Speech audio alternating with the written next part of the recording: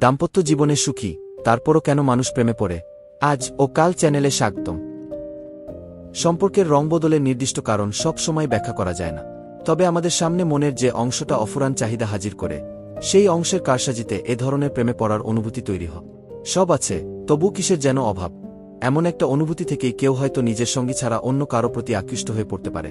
কারো কারো ক্ষেত্রে অবশ্য পারিবারিক জীবনে কিছু বঞ্চনাও থাকতে পারে, যা হয়তো সামাজিক পরিসরে অন্যরা জানেন না, বলেছেন মনোবিজ্ঞানী শারমিন হক। সম্পর্কে তৃতীয় পক্ষের আগমনের অন্যতম প্রধান কারণ নতুনত্বের খোঁজ, ভিন্নতর আকর্ষণের অনুভূতি। আবার অনেকেই নতুন প্রেমে পড়ার অভিজ্ঞতা, রোমাঞ্চের হাতছানি অগ্রাহ্য করতে না পারা। বৈজ্ঞানিকভাবে সম্পর্ক যখন পুরনো হতে থাকে, তখন সেই সম্পর্ক শরীরের সুখানুভূতি বা হরমোনের নিঃসরণকে আগের মতো প্রভাবিত করতে পারে না। উদাহরণস্বরূপ বলা যায়, অক্সিটোসিনের আরেক নাম লাভ হরমোন মস্তিষ্কের হাইপোথ্যালামাসে তৈরি হয়ে পিটুইটারি গ্রন্থির পেছনের অংশে জমা থাকে এবং প্রয়োজনের সময় সেখান থেকে নিঃসৃত হয়।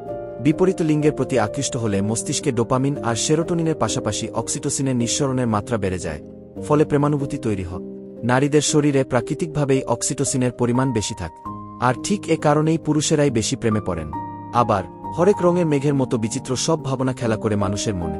সবটাই যে আমরা সব সময় সচেতনভাবে ভাবতে পারি, এমন কিন্তু নয়। অবচেতন মনেরও হয় বহুমাত্রিক রূপবোধ। তাই এমনটাও হতে পারে যে যিনি একটা সুখী সম্পর্কে থাকা সত্ত্বেও অন্য কারো প্রতি আকৃষ্ট হয়ে পড়লেন, তিনি নিজেও বলতে পারছেন না ঠিক কী কারণে, কিভাবে তৃতীয় কেউ তার জীবনে চলে এল।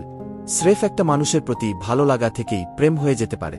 বয়সের সঙ্গে প্রত্যেকের শরীরেই পরিবর্তন আসে, মনের চাহিদাও বদলে যা। এছাড়া ম্যারিজ মিডিয়ায় প্রকাশিত খবরের উপর গবেষণা অনুসারে পুরুষদের অন্য নারীর প্রতি আকৃষ্ট হওয়ার একটি অন্যতম প্রধান কারণ হল মাতৃত্ব, বয়সজনিত বা অন্য কোনো কারণে নারীসঙ্গীর শারীরিক পরিবর্তনকে স্বাভাবিকভাবে মেনে নিতে না পার।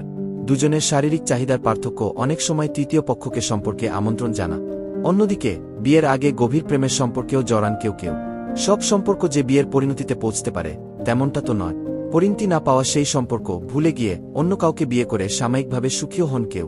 তবে জীবনের কোনো এক মোড়ে দাঁড়িয়ে তিনি হয়তো পুরনো সম্পর্কের নস্টালজিয়ায় ভুগতে পারে। যদি তার প্রাক্তনের সঙ্গে মিল রয়েছে, এমন কারো সঙ্গে পরিচয় হয়, তাহলেও কিন্তু তিনি নতুনভাবে এই মানুষটির প্রেমে পড়তে পারে। আবার অনেকে তো সরাসরি প্রাক্তনের সঙ্গে নানা যোগাযোগের মাধ্যমে নতুন করে সম্পর্কটা চালু করে। অতীতের ছাপ এভাবেও পড়তে পারে বর্তমানে। সময়ের সঙ্গে যে কোনো সম্পর্ক এগিয়ে চলে, সম্পর্কের গতিশীলতার সঙ্গে তাল মেলানোটা জরুরি। সংসার সন্তানের দায়িত্ব বাড়লেও জুটি হিসেবে দুজনেরই প্রাণবন্ত থাকাটা জরুরি। কর্মব্যস্ত দিনের শেষে ক্লান্ত হয়ে যদি একজন প্রতিদিনই চটজলদি ঘুমিয়ে পড়েন, তাতে তো অপরজনের অভিমান হতেই পারে। দুটি কথা কিংবা একটু আলতো স্পর্শ থেকে যদি নিজেকে বঞ্চিত অনুভব করেন কেউ, তাহলে জমতেই পারে অভিমানের মেঘ। যে কোনো একজন দাম্পত্য সম্পর্ককে ফর গ্রান্টেড হিসেবে নিলে অপরজন তৃতীয় পক্ষের শরণাপন্ন হতে পারে। এমন অবস্থায় কেবল একটু কথা বলে মন হালকা করার জন্য যদি তিনি তৃতীয় কারো সঙ্গে মিশতে শুরু করেন, তাহলেও কিন্তু মনের অজান্তেই বোনা হয়ে যেতে পারে প্রেমের বীজ। এই মেলামেশা বা নিছক বন্ধুত্বটি ভার্চুয়াল জগতে হলেও কিন্তু গড়ে উঠতে পারে নতুন প্রেম। শেষ কথা, জীবনে চড়াইউতরাই যতই আসুক, সম্পর্কে স্থিতি প্রত্যাশিত। তাই সম্পর্কের প্রতি যত্নশীল হওয়াটা উভয় পক্ষেরই কর্তব্য। সম্পর্ক একটা গাছের মতো, নিয়মিত যত্ন নিতেই হবে, যার কোনো বিকল্প নেই।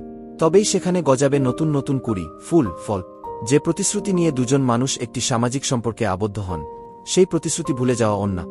সঙ্গীর ছোট্ট ছোট্ট ভালো লাগার কাজ করতে উদ্যোগী হওয়া প্রয়োজন। আর মনে তৃতীয় কারো ভাবনা এলেও নিজেকে নিয়ন্ত্রণ করতে শেখাটা জরুরি।